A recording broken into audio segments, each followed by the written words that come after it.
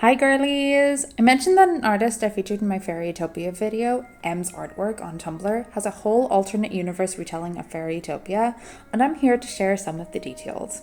She has a huge retelling on Tumblr, so this is just like a summary. Oh, and she also goes into Mermedia, but this is long anyway.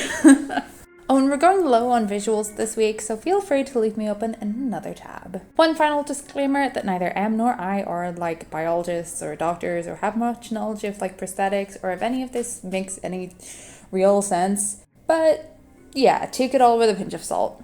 Set in the coastal city of Fairypool, the Modern Fairytopia tells the story of a young disabled woman called Elena as she tries to navigate a city that doesn't do well on the accessibility front. Some years ago, sisters Iris and Laverna set up the Rainbow Foundation, a non-profit designed to serve the needs of its community. However, although there are branches of the company for health, food inequality, and most forms of discrimination, disability support in Fairypool is still lacking. Elena gets by with the help of an older woman known in the area as Miss Peony and her daughter Dandelion, who are more than happy to give Elena lifts, and she helps them out too as much as she can. They work in the garden together, and Elena works remotely from Miss Peony's garage apartment. The plot is largely similar, with Laverna being like a biochemist who releases an epidemic causing paralysis below the waist, meaning that Elena is the only one unaffected. There are pileups on the roads, ambulance teams in damn near hazmat suits, and general apocalyptic chaos.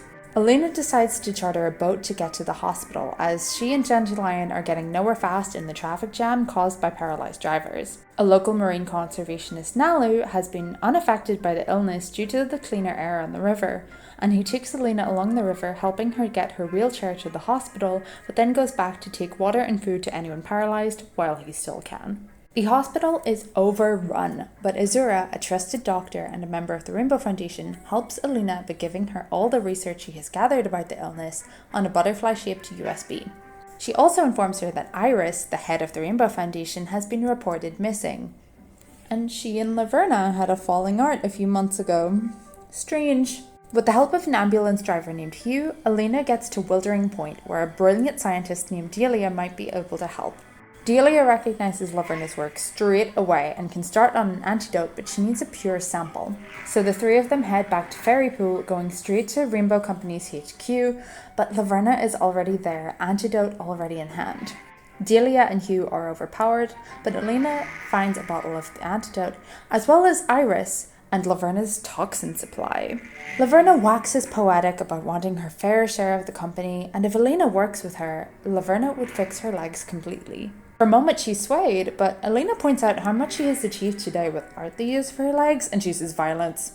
She shoves the antidote into Iris's hands, hurls Azura's USB at Laverna's chemicals, and flings herself and Iris out of the way of the huge explosion that occurs. Laverna and her goons are paralysed, Delia creates a new antidote, and Hugh calls the goddamn cops. Laverna gets off lightly with house arrest, and Elena is offered a position in the Rainbow Foundation as a disability liaison, and is given a better wheelchair and the kick-ass prosthetics from this drawing. Happily ever after. There's also a Mermedia update with just as much thought and effort put into part 1, so let me know if you want to hear a reading of that too. And girl, emsartwork, friend, if you want to finish Magic of the Rainbow anytime soon, that'd be great. Thanks! Okay, hope you loved it, and do check out I'm on Tumblr. And yeah, that's it. Bye girlies!